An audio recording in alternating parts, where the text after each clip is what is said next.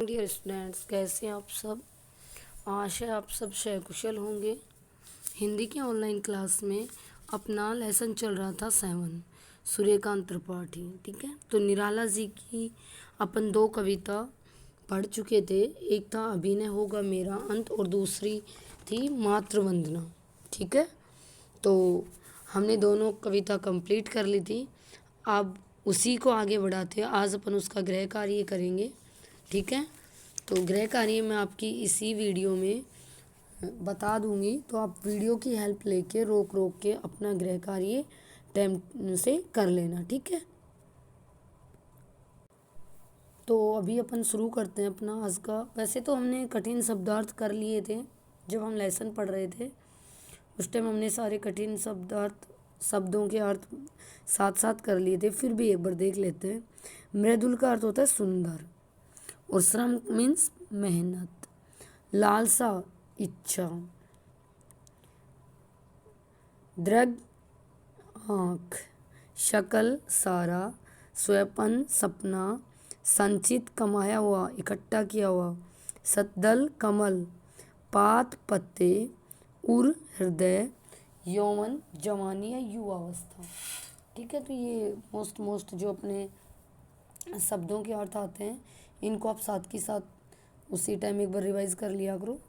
ठीक है, अभी देखिए अपन इसके क्वेश्चन आंसर। सबसे पहले मैं आपको बता दूं कि लेसन नंबर 1 से 9 तक नोटबुक में कितने करके लाने हैं। लेसन नंबर 1 से 9 तक। ठीक है, तो ये आपको अपनी सब नोटबुक में सुंदर राइटिंग में करके लाएंगे। ठीक है, इसके बाद जो ये निबंधात्मक है कविता का, जैसे मूल भाव स्पष्ट करवाना या केंद्रीय भाव अपने शब्दों में लिखना, व्याख्याएं करना, ये सब छोड़ देना आप। ठीक है, ये लेसन नंबर 7 के क्वेश्चन नंबर 1 से और 9 करके लाने। ठीक है, जो मैं अभी इसी वीडियो में कंप्लीट आपको बता दूंगी। आप वीडियो को रोक रोक के वीडियो की हेल्प लेके अपना होमवर्क कर सकते हैं। ठीक है, क्वेश्चन नंबर 1, मृदुल वसंत जीवन के किस पड़ाव का प्रतीक है। मृदुल वसंत जीवन के किस पड़ाव का प्रतीक है। ख, यौवन का प्रतीक है। ठीक है, सतदल का शब्दार्थ है। सतदल जो अर्थ है शब्द है, उसका क्या अर्थ है। अभी मैंने पहले भी बताया था, लेसन पढ़ा रही थी तब भी, और अभी 2 मिनट पहले भी बताया था, कमल। ठीक है, इसके बाद देखिए अति लघुतरात्मक। लघु का अर्थ होता है छोटा, और अति बहुत छोटे उत्तर मिलेंगे इसमें आपको। अभिनय होगा मेरा अंत कविता में किस ऋतु के आगमन की बात कही गई है। अभिनय होगा मेरा अंत कविता में किस ऋतु के आगमन की बात कही है भाई। तो कविता में वसंत ऋतु के आगमन की बात कही है। कौन से ऋतु की। वसंत ऋतु की।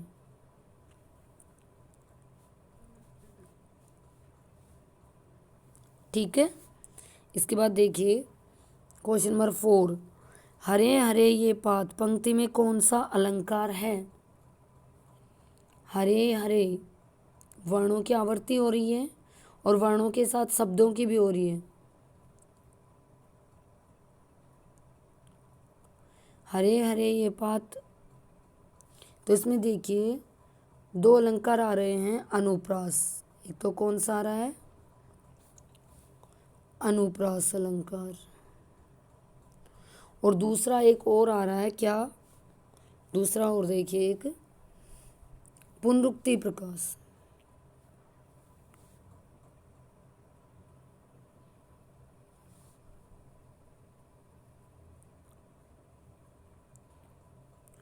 पुनरुक्ति प्रकाश। ठीक है, इसके बाद देखिए नेक्स्ट, कवि का कविता में किस प्रथम चरण की ओर संकेत है। कि इस कविता में कवि का प्रथम चरण किसको बताया है। तो कवि का कविता में जीवन के प्रथम चरण किशोरावस्था जो होती है ना, किशोरावस्था युवावस्था की ओर, तो आप कर लेंगे युवावस्था की ओर, युवावस्था की ओर संकेत है। क्लियर? ये अवस्था पूछ रहा है किस प्रथम चरण की ओर संकेत है, तो युवावस्था की ओर। आगे देखिए, फेरूंगा निद्रित कलियों पर, पंक्ति में निद्रित कलियों का आशय क्या है? तो कवि ने निद्रित कलियां उन आलस्य में डूबे व्यक्तियों को कहा है। कवि ने निद्रित कलियां उन आलस्य में डूबे व्यक्तियों को कहा है जिसमें सुगंध रूपी गुण छुपे हैं, जिसमें सुगंध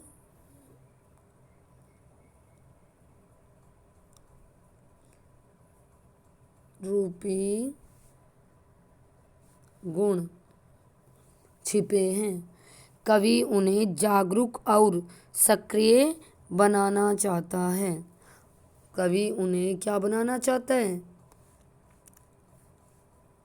जागरूक और सक्रिय।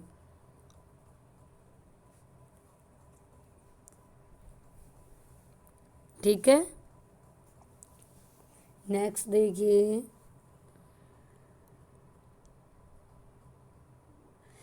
मातृ वंदना में कवि ने मां संबोधन किसके लिए किया है? मातृ कविता में कवि ने मां संबोधन किसके लिए किया है? तो कवि ने कविता में मां संबोधन मातृभूमि भारत के लिए किया है। मातृभूमि भारत के लिए किया है। ठीक है, नेक्स्ट देखिए, लघुतरात्मक, इससे इनसे थोड़े बड़े। ये अति लघु की बहुत छोटे, ये थोड़े मतलब छोटे छोटे उत्तर। ठीक है, ऊपर वाले ये बहुत छोटे। क्वेश्चन नंबर 8, कविता अभिनय होगा मेरा अंत के अनुसार वसंत आगमन पर प्रकृति में कौन से परिवर्तन परिलक्षित होते हैं? अर्थात कविता में जो ये अभिनय होगा मेरा अंत, इस कविता में वसंत आगमन पर प्रकृति में कौन से परिवर्तन दिखाई देते हैं? तो देखिए, वसंत ऋतु पर चारों ओर सुंदर प्राकृतिक दृश्य दिखाई देने लगते हैं। वृक्षों में हरे हरे पत्ते लग जाते हैं। डालियों पर कोमल कलियां दिखाई देने लगती हैं। डालियों पर कोमल कलियां दिखाई देने लगती हैं। प्रातःकाल के समय सूर्य की किरणों के कोमल स्पर्श से कलियां खिलकर फूल बनने लगती हैं। प्रातःकाल के समय सूर्य की किरणों के कोमल स्पर्श से कलियां खिलकर फूल बनने लगती हैं। कलियां खिलकर फूल बनने लगती हैं। सूर्य उदय के मनोहारी दृश्य प्रकट होने लगते हैं।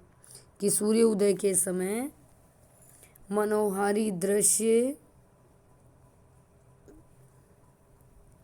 प्रकट होने लगते हैं। क्लियर?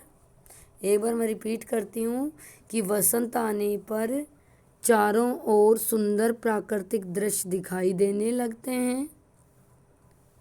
वृक्षों में हरे हरे पत्ते लग जाते हैं। डालियों पर कोमल कलियां दिखाई देने लगती हैं। प्रातःकाल के समय सूर्य की किरणों के कोमल स्पर्श से कलियां खिलकर फूल बनने लगती हैं। सूर्य उदय के मनोहारी दृश्य प्रकट होने लगते हैं।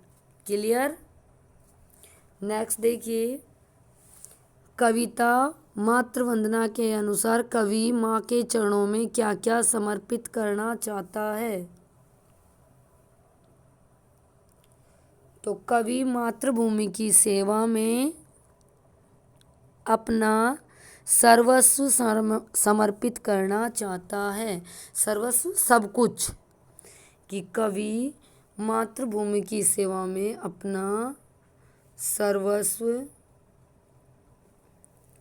समर्पित करना चाहता है।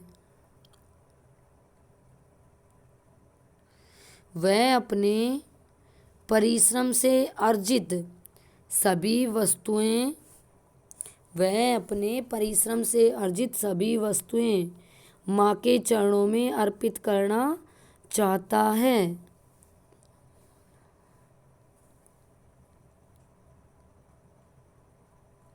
सारी परेशानियों को झेलता हुआ और कष्ट सहन करता हुआ भी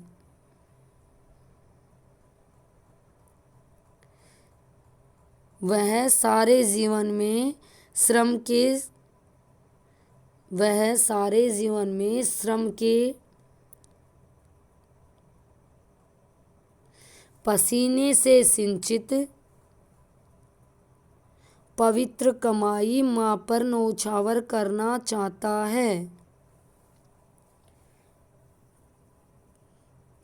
श्रम के पसीने से संचित पवित्र अपनी सारी कमाई या पवित्र कमाई माँ पर न्योछावर करना चाहता है। अपना संपूर्ण श्रेय अर्थात जितना उसके पास जो कुछ है वो, कर्म और यश, अपना संपूर्ण श्रेय वह मातृ चरणों की बलि वेदी, या ऐसे लिख सकते हैं मातृ चरणों में समर्पित कर देना चाहता है। मातृ चरणों में समर्पित कर देना चाहता है। क्लियर? कि कवि मातृभूमि की सेवा में अपना सर्वस्व समर्पित करना चाहता है। वह अपने परिश्रम से अर्जित सभी वस्तुएं माँ के चरणों में अर्पित करना चाहता है। सारी परेशानियों को झेलते हुए और कष्ट सहन करते हुए वह सारे जीवन में श्रम के पसीने से संचित पवित्र कमाई माँ पर न्योछावर करना चाहता है। अपना संपूर्ण श्रेय वह मातृ चरणों में समर्पित कर देना चाहता है। कर लिया? ठीक है, तो ये अपनी सुंदर राइटिंग में अपनी नोटबुक में कर लेना। ठीक है, हाँ, क्वेश्चन नंबर 1 से 9 तक। ओके, अगले वीडियो में फिर मिलते हैं, तब तक के लिए टेक केयर, थैंक यू।